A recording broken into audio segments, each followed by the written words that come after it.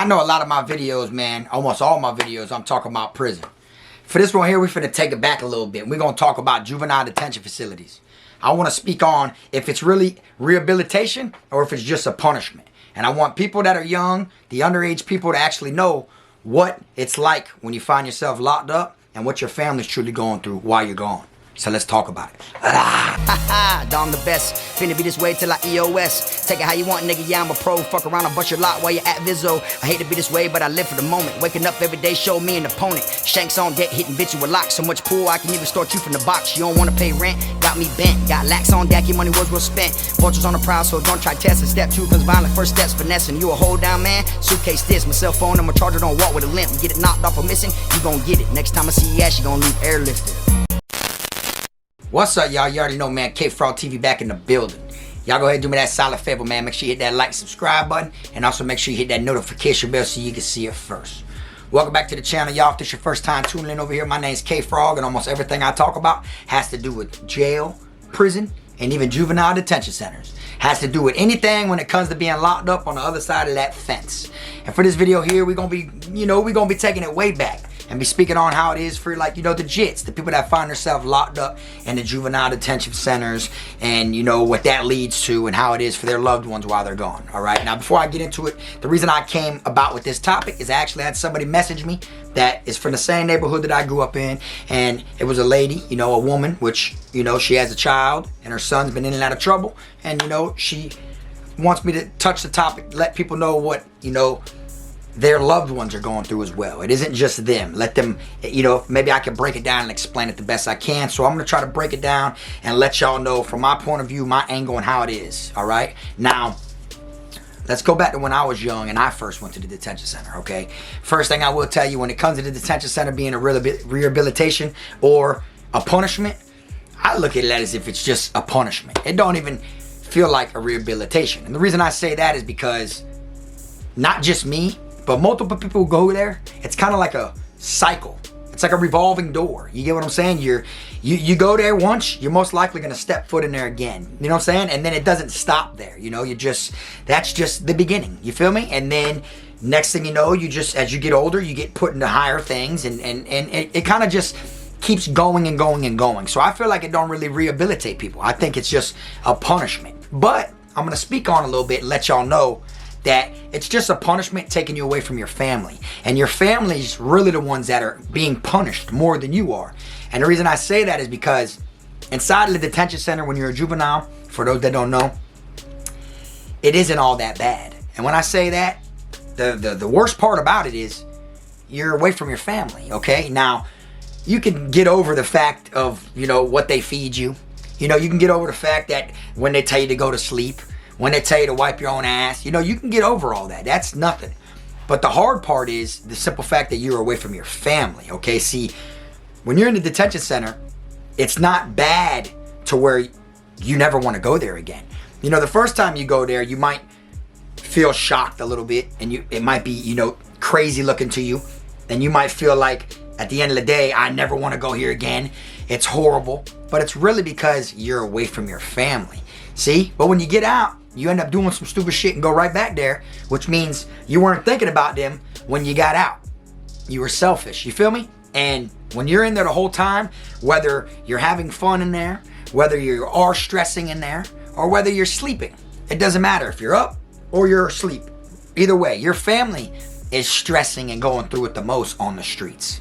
They're the ones that get punished the most. So it's kind of like, it looks like they're a bad parent, or it looks like in the system's eyes, you're making them look bad. You're making them look like they're not good at teaching you what's right from wrong. You see what I'm saying?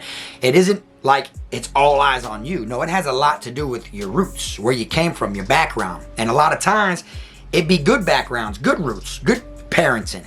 It's just a simple fact that you're painting a picture as a juvenile to make your family, your loved ones, your parents look some type of way. You get what I'm saying? By the way that you keep getting in trouble. First thing they think in the court system is something's wrong at home. You see? So it's kind of like it's a punishment more to the family. You see what I'm saying? And when you're in there just thinking about yourself because of everything that's going on, you know, you're not thinking about your family on the streets and how much stress you're causing them. You get what I'm saying? So I feel like at the end of the day, it's a selfish act to go back and forth, back and forth, back and forth, back and forth. You feel me? And I'm no better than anybody because I did that. That's how I'm able to speak on this. When I was younger, I had this cycle where the detention center wasn't nothing. It sucked to be away from my family.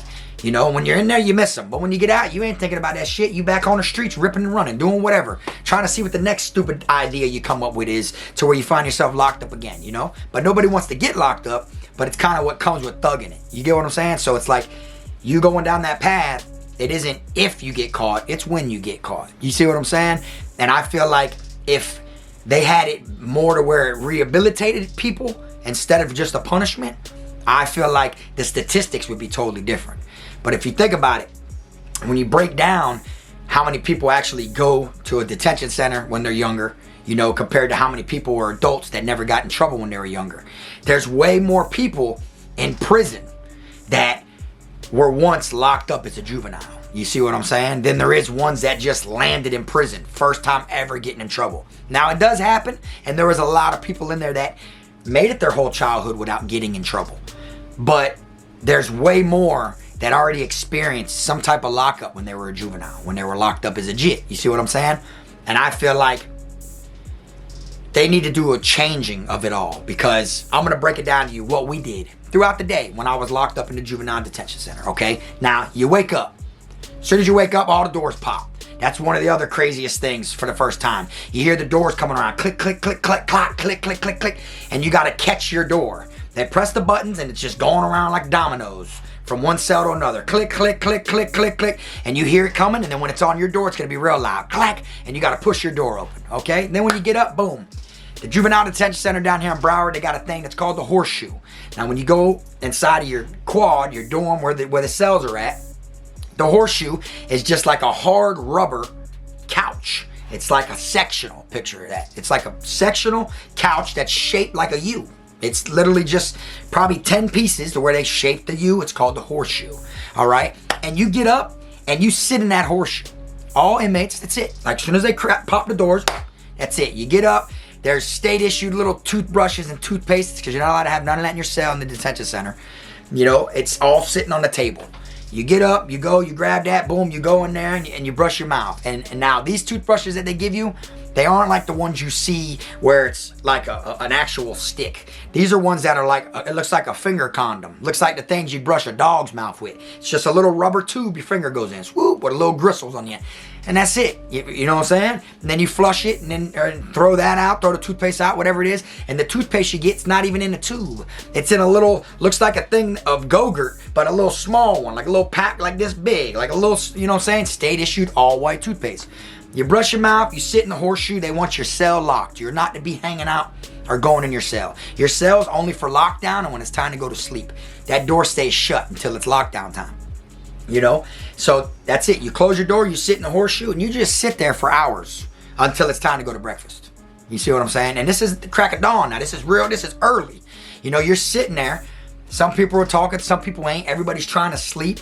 You know, depending on what guard you got, he might allow you to put your hands inside your uniform, or if not, they want your hands out your uniform. Because you're going to feel like you're cold just sitting there in the horseshoe for all these hours until it's time to go to breakfast. Then after breakfast, boom, you come back, same thing.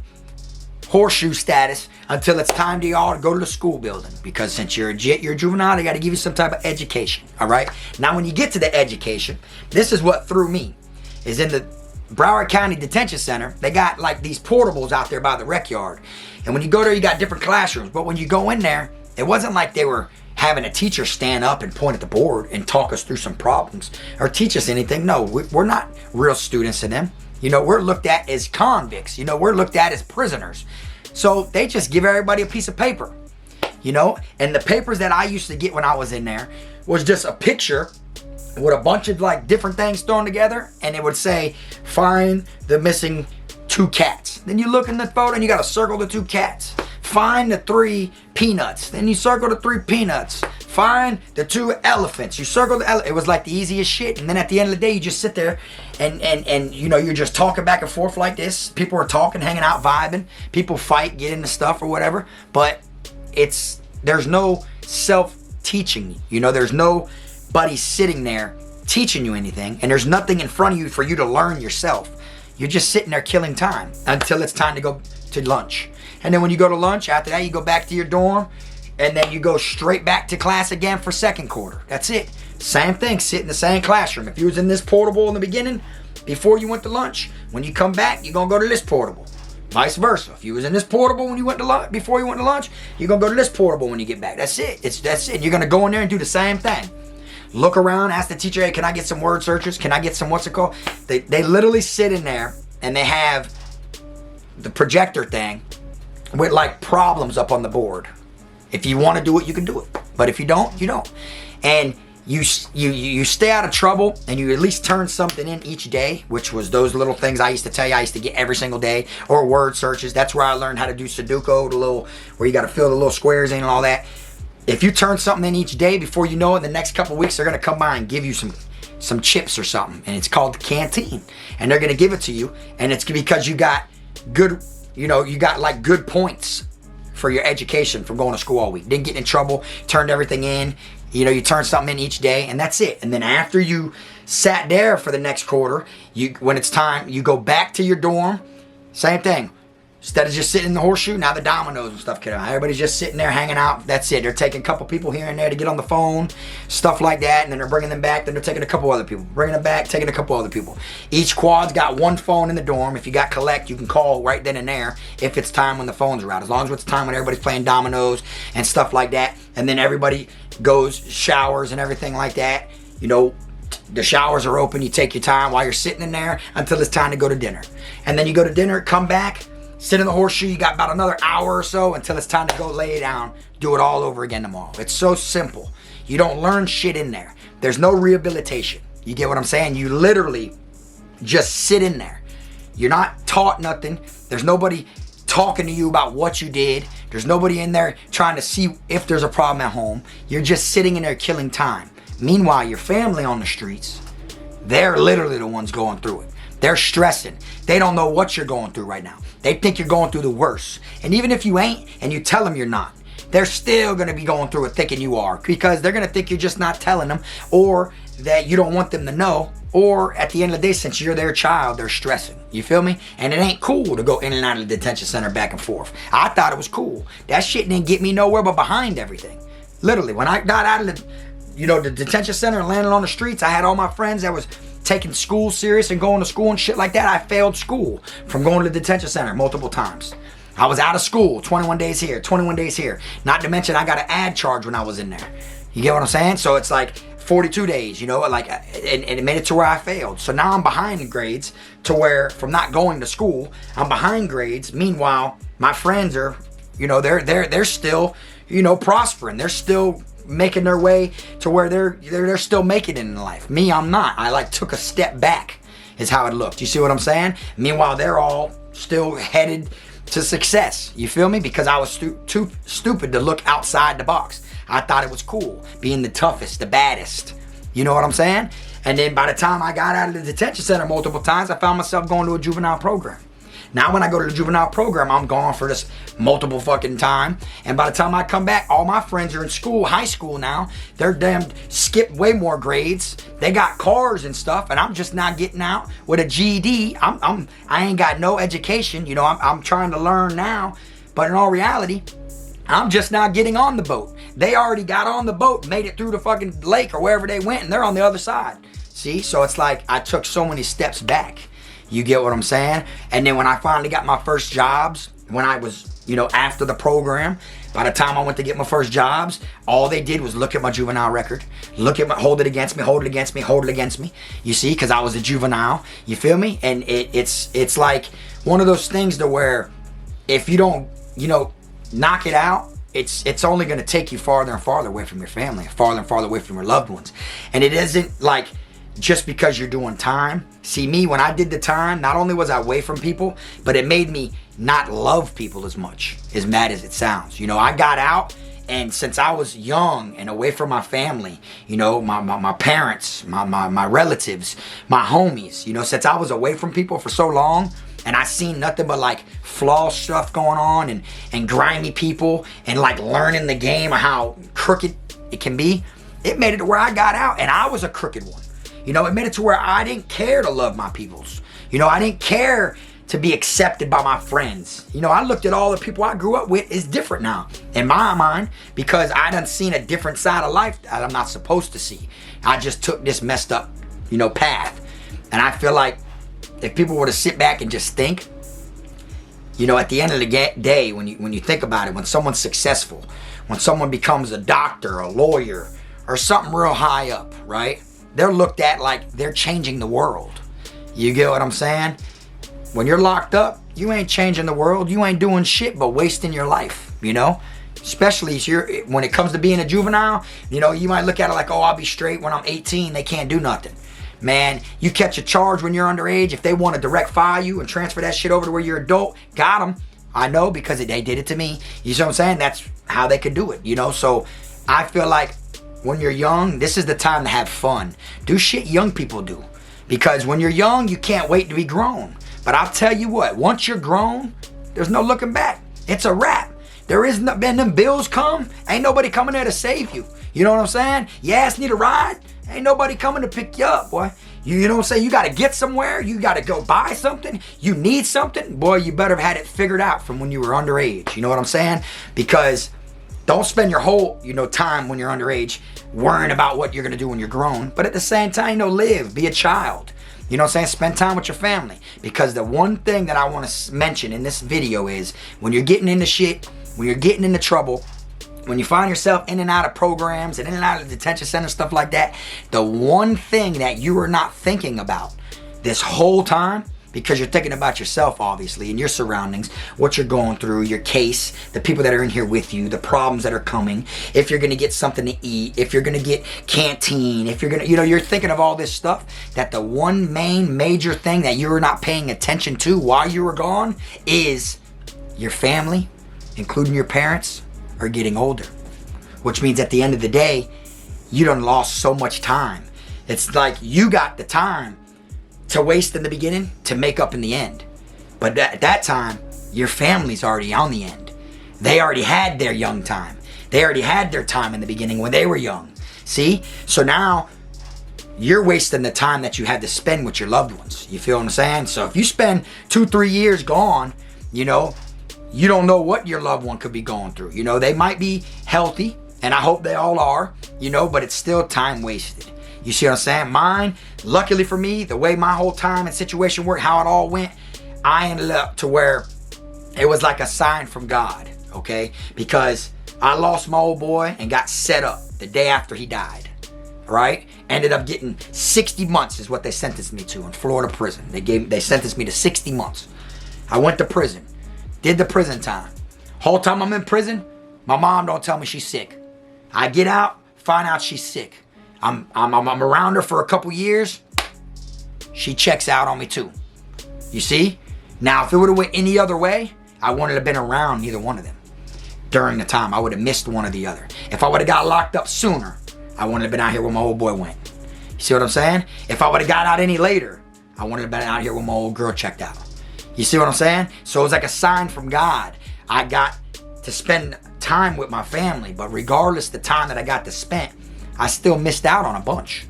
Because before I went to prison, when I got set up the day after my old boy died, I went to juvenile programs. I went to detention centers. I've been in and out, stuff like that. That's all wasted time. I could have had that amount of much more time to spend with my old boy. You see what I'm saying? And then before I went to the chain gang, when they gave me the 60 months, you know, the time that I had my old girl, that's 60 months they sentenced me. That's more time that I'm off the street, that I was around my old girl that was sick. You see? So it's like you never know who it is you're truly hurting. You feel me? You only think about yourself. I feel like if you sit back and you observe and you realize you're hurting more than just yourself, I'll think you're more wiser than your age. I'll feel like you're able to not just look at the ball, you're able to see the field. That's how I look at it. When you could see things like that, when you sit back and you look at it like that, you know, you'd have to be a cold-hearted individual to want to still get locked up or spend time away from your family if you can already observe all that. If you can peep, you ain't hurting nobody but your family. This is less time I'm going to have with my loved ones, and you still do the shit to do it. Let's be real now. You feel me? Then you're just a cold-hearted individual. And that means you're selfish. You only think about yourself. You shouldn't be living like that. Straight up. You get what I'm saying? You're gonna learn in the long run. And what you do when you're younger, if you don't learn to become wise at a young age, it's only gonna make it to where it's tougher on you in life, because you're so farther in life now, age-wise, but you're steps back. You get what I'm saying? And the last part that I want to speak on when it comes to this whole thing is, when it comes to you know, you're gonna lose everything. It's gonna make it to where you don't trust people. It's gonna make it to where you have no real friends, nobody that you feel like's there for you by your side. It's gonna even make you treat women different when you get older. It's gonna make it to where you don't trust women at all, because them women are gonna leave when you're gone. I had women leave me when I was locked up as juveniles each time. As an adult, the county jail, the chain gang, the same thing. That's why I got 3 baby mamas now. Ain't with none of them. And I just like to be a bachelor.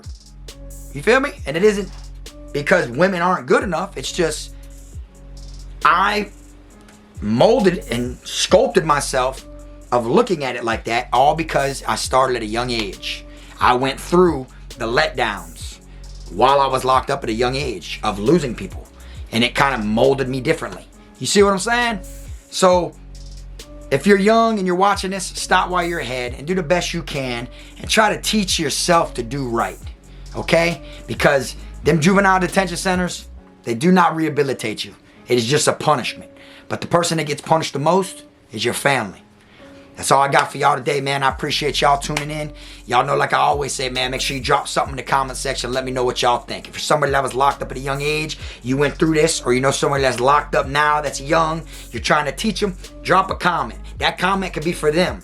That comment could go a long way. I appreciate it, like I always say. Y'all make sure y'all keep them rats, squares, clowns, chomos, pedos, gunners, wannabe island boys, and clout chasers out your circle. And until next time, this the one and only, I am my team, Frog.